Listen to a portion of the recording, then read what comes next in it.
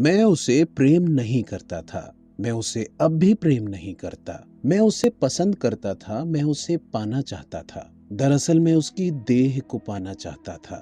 मैं उसकी देह की गंडेरी को चाहता था चूसना। मैं उसे अपने मुंह में भरकर शक्कर के दानों की तरह चबाना चाहता था। मैं उसे जब भी देखता सोचता, कैसी होगी उसकी अंतरंगता, कैसी उजली होगी वह भीतर से, और भी अपनी देह में प्रकाश भरे कैसी होगी उस वक्त उसकी शर्म, कैसी उस वक्त उसकी हंसी।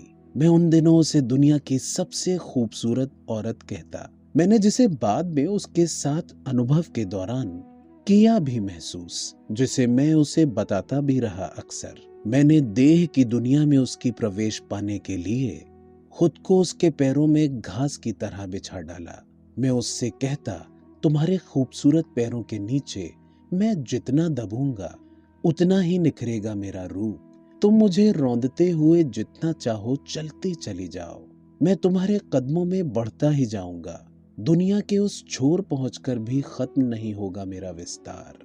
मैंने बांध के दरवाजों की तरह खुलकर होकर उसकी आंखों में पानी ही पानी, उसे होने के लिए मीन कर दिया विवश, कर दिया उसे तैरने मजबूर।